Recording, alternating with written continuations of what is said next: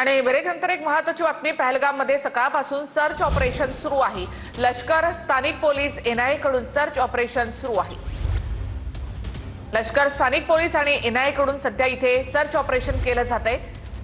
काल 4 दहशतवाद्यांनी या ठिकाणी गोळीबार केला, त्यानंतर या 4ही दहशतवाद्यांचा फोटो देखील समोर आला होता, स्केचेस देखील काढण्यात आले होते आणि आता आर्मीकडनं सर्च ऑपरेशन या ठिकाणी केलं जात आहे।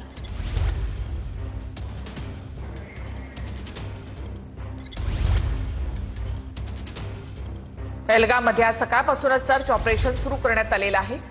केंद्रीय गृहमंत्री अमित शहा यांचा दौरा या ठिकाणी झाला, त्यांनी आढावा या ठिकाणी घेतलेला आहे आणि त्यानंतर त्या भागामध्ये अजूनही मायनसमध्ये तापमान आहे आणि काल परवा जो पाऊस झाला त्यावेळेला बर्फवृष्टी झाली होती, त्यामुळं संपूर्ण या परिसरामध्ये खरं तर सर्च ऑपरेशन करताना काही अडचणी येत असतील, मात्र अजूनही बॅरिकेडिंग करून संपूर्णपणे हा परिसर ताब्यात घेतलेला आहे।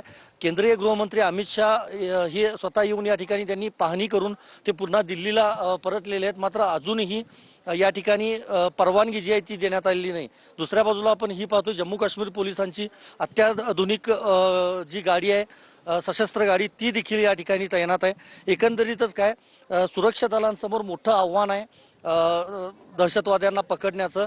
24 तास खरं तर उलटून गेलेले आहेत, मात्र महत्त्वाचं हेच आहे की ज्या ठिकाणी दहशतवादी हल्ला झाला होता तिथं सर्च ऑपरेशन सुरू असल्यामुळं अडचणी येऊ नयेत कोणत्याही शासकीय कामामध्ये किंवा त्या शोध मोहिमेमध्ये, त्यामुळंच तिथं अद्याप ही कुणालाही परवानगी देण्यात आलेली नाही। आणि दुसरं म्हणजे पहलगाममधले जे काही पर्यटक होते त्या सगळ्यांना तिथून बाहेर काढण्यात आलेलं आहे। श्रीनगर पहलगाममध्ये सकाळपासूनच सर्च ऑपरेशन या ठिकाणी सुरू करण्यात आलंय। लष्कर, स्थानिक पोलीस आणि एनआयए कडून इथे सर्च ऑपरेशन केलं जात आहे।